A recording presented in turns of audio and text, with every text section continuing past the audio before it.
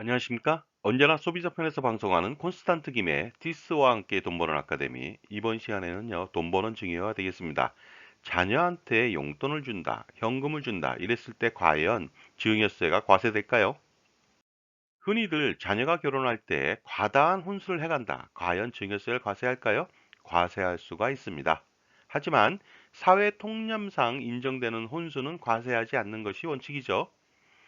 그리고요, 과다 혼수를 해갔다고 해서 과세한 사례를 들어본 적은 별로 없는 것 같습니다. 하지만 전세보증금이라든가 주택구입자금을 준다든가 이랬을 때는 당연히 증여세를 과세할 것으로 보입니다. 그런데 자녀를 부양하는 데 들어가는 생활비라든가 교육비 같은 경우는 증여세를 과세할까요? 과세하지 않습니다. 왜냐하면요, 자녀가 경제적 능력이 없었을 때는요, 부양비 등에 대해서는 증여세를 과세하지 않습니다. 하지만 자녀가 경제적 능력이 있었을 때 생활비라든가 교육비를 지원한다. 이랬을 때는 증여세를 과세할 수가 있습니다. 자, 이런 경우에는 증여세를 과세할까요? 경제적 능력이 없는 자녀한테 생활비와 용돈을 주었습니다. 하지만 굉장히 많이 주었습니다. 그래서 자녀가 생활비나 용돈으로 사용하고 난 돈이 있습니다. 나머지 돈. 그 돈으로 금융상품을 가입하거나 부동산을 구매했다고 가정해 보도록 하겠습니다. 이때는 과연 과세할까요? 당연히 이때는 증여세를 과세합니다. 그러니까 주의하실 필요가 있겠고요. 부부간에도 마찬가지가 되겠습니다. 생활비 쪽으로 많은 돈을 줬다. 근데 생활비 쓰고 나서 배우자가 그 돈으로 금융상품을 구입하거나 부동산에 투자했다. 이랬을 때는 증여세를 과세하니까 주의하시기 바랍니다. 자녀한테 용돈을 증여한다. 과연 증여세를 어떻게 과세할까요? 예를 들어서 성년 자녀한테 10년 동안 5천만 원을 증여한다. 이랬을 때는요, 증여세 면세점이 되겠죠. 5천만 원 초과 시에는 증여세를 신고 납부해야 될 것 같습니다. 물론 현금 증여일 때고요. 용돈을 소소히 줘서 그것을 전부 다 소진했다면 당연히 증여세 과세 대상은 아닐 것으로 보입니다. 그러나 성년 자녀한테 10년 동안 5천만 원을 약간 상회하는 경우, 예를 들어서 6천, 7천을 주었다. 과연 이럴 때 증여세를 과세할까요? 과세하기가 굉장히 어려울 것 같습니다. 만약에 성년 자녀한테 면세점 증여를 한다. 이랬을 때는요, 매월 46만 6,667원을 현금 증여할 수가 있습니다. 이래도 10년 동안에 5천만 원을 초과하진 않습니다. 그러나 2023년도부터는요, 성년 자녀는 증여지상 공제가 1억 원으로 상향할 예정이죠. 따라서 매월 83만 3,334원까지 증여를 해도 좋습니다. 그런데 이러한 면세점 증여액으로 과연 무엇을 하면 좋을까요? 써버리면 안 되겠죠?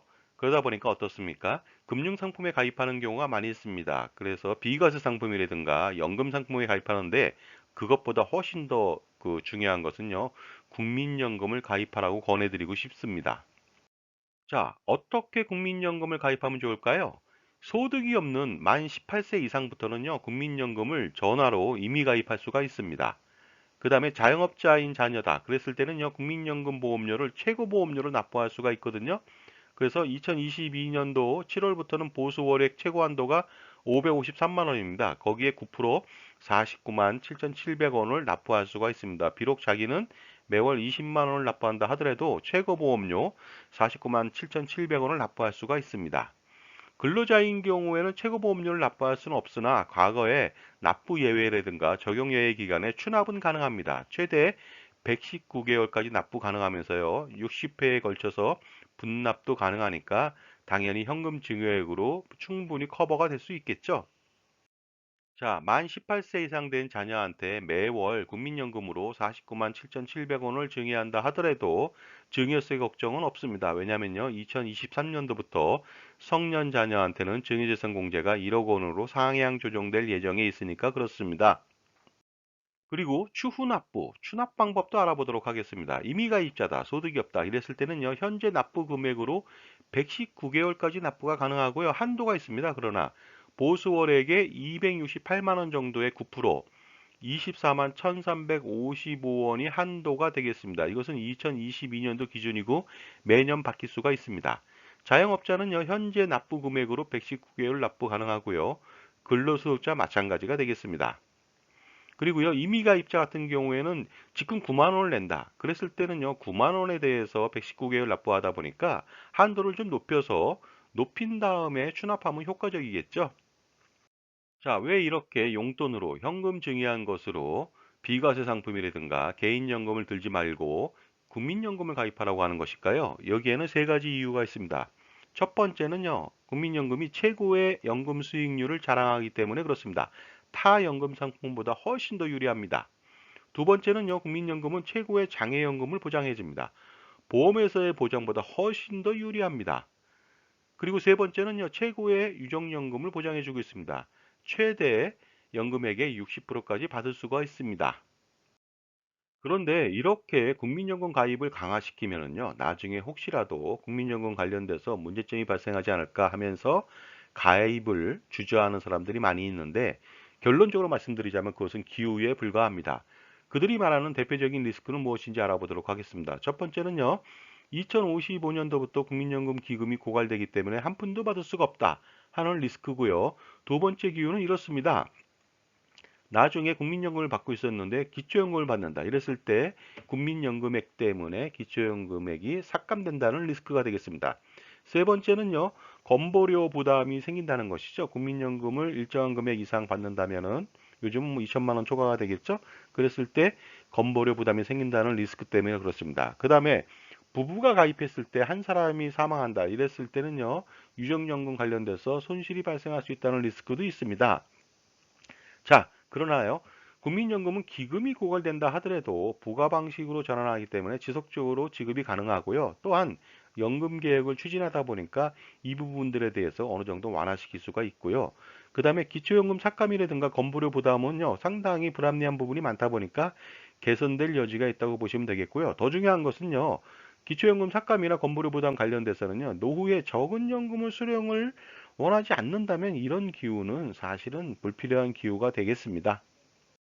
자, 지금까지 제 정보가 만족스러우셨다면요, 구독과 좋아요 부탁드리겠습니다. 감사합니다. 계속하겠습니다. 자, 그렇다면요, 국민연금 어떻게 가입하면 좋을까요? 바로 1355로 전화 거셔갖고 상담원 연결 후 전화로 신청하면 되겠습니다. 그러면 이걸부터 적용이 가능하고요. 군대 간 자녀들도 마찬가지로 1355로 신청할 수가 있습니다. 이렇게 부모님이 자녀한테 현금을 지원하면서 국민연금 가입을 강화시킨다. 이랬을 때 가입 효과는 무엇일까요? 첫 번째는 자녀의 은퇴 설계를 지원할 수가 있다. 확실한 은퇴 자산 확보를 위해서 부모님이 도와준다는 것이 되겠습니다. 두 번째는요, 자녀가 평생 장애를 입었을 때 보장해 줄 수 있는 장치가 바로 보험보다 훨씬 더 유리한 국민연금이 되겠습니다. 왜냐하면요, 장애 일상급일 때 평생 장애를 죽을 때까지 받을 수가 있거든요. 그리고 이러한 용돈, 현금으로 증여하면서 국민연금 가입시키고요. 두 번째는요, 바로 마중물 증여를 통해서 훨씬 더 효과적으로 자산 이전하고 자녀의 자산 증식에 도움을 주면 좋겠습니다. 마중물 증여라는 것은 결국 뭐냐면은 최소의 증여세를 부담하고 보다 많은 금액을 증여하는 것이 되겠습니다. 예를 들어서 1억 5천을 증여한다.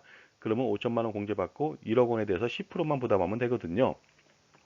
자, 그 다음에 그 마중물 증여와 병행해서 자녀에 대해서 창업자금 증여가 가능합니다. 그래서 5억 원까지는요, 증여세가 한 푼도 발생하지 않고 30억 원까지는요, 5억 원 공제하고 25억 원에 대해서 단일세율 10%의 아주 저율로 과세하니까 반드시 마중물 증여하고 창업자금 증여를 병행해 보시기 바랍니다.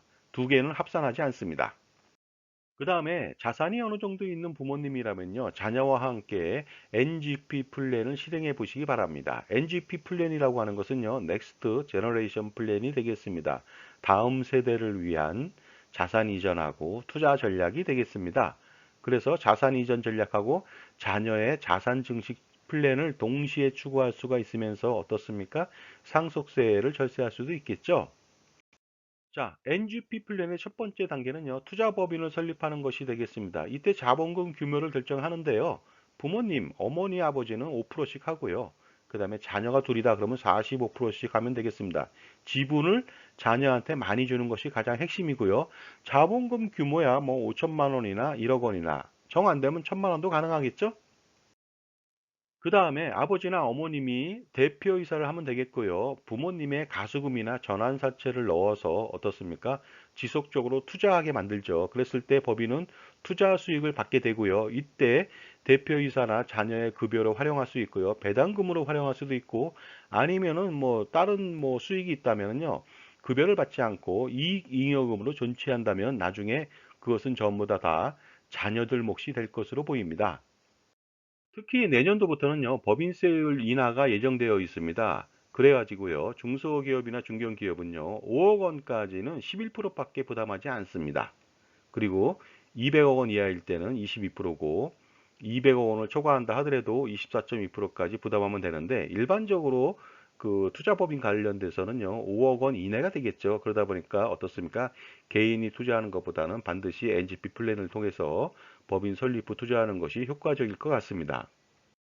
그리고요, NGP 플랜의 가장 핵심적인 사항은 투자 상품을 어떻게 구성하느냐는 것이 되겠습니다. 따라서 효과적인 AI 투자 상품으로 지속적으로 구성해 나가면서요, 연 단위로 8% 이상의 기대 수익을 추구하면 될 것 같습니다. 이러한 NGP 플랜은요, 부모님의 상속세를 절세하고 상속세 재원을 만드는데 아주 큰 도움을 줄 수가 있습니다. 예를 들어서 법인에서의 크로스 플랜을 한다면요, 세금 없이 부모님의 상속세 재원을 만들 수가 있겠고요. 그 다음에 가수금이나 전환사채를 활용한다면요, 부모님의 재산이 고정되는 효과가 있기 때문에 나중에 상속세마저도 절세할 수 있는 효과가 발생합니다. 그리고 법인에서의 크로스 플랜으로 상속세 재원 마련을 했다. 이랬을 때는 효과가 또 있습니다. 첫 번째는요, 법인세 절세가 가능합니다. 보험료 중 일부를 비용 처리함으로써 법인세를 매년 절세할 수 있고요. 그 다음에 나중에 유사시에 법인의 자금으로도 활용할 수가 있는데 그것은 가입한 종신보험 같은 보험 가지고 보험의 적립금을 활용할 수 있다는 것이 되겠고요. 그 다음에 마지막으로 효율적으로 상속세 마련이 가능하다. 자신의 돈으로 상속세를 준비하는 것이 아니라 법인의 자금으로 활용한다는 데 그 의의가 있습니다. 물론 나중에 퇴직했을 때는 소득화시켜서 소득세를 납부하면 되겠습니다. 그리고 이러한 NGP 플랜의 장점은 자녀의 자산을 증식하는 데 지원이 된다는 것이 되겠습니다. 투자법인에서 잉여금이 많이 생긴다. 그랬을 때 투자법인의 소유주는 90%가 자녀 몫이다 보니까 어떻습니까? 자녀의 자산으로 증식될 수밖에 없겠죠. 그리고 이러한 NGP 플랜으로 설립한 법인은요, 나중에 자녀의 직업이 될 수도 있습니다. 워런 버핏은 직물 공장을요, 투자 회사로 성장시켰습니다. 그 결과 어저께까지요, 버크셔 해서웨이 일주당 그 주식 가격은요, 무려 43만 9,176달러나 됩니다. 우리나라 돈으로 거의 5억 원 가까이 되는 엄청난 회사로 성장시켰죠. 이것은요, NGP 플랜을 통해서 우리도 추구할 수 있는 방향이 아닌가 생각합니다.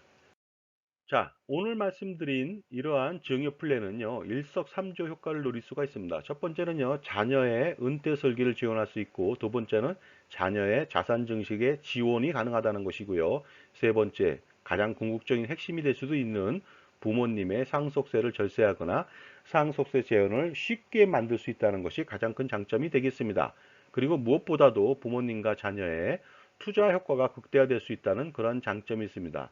투자 잉여금에 대해서 법인 설립으로 인해서 어떻습니까? 절세도 가능한 점도 잊지 마시기 바랍니다.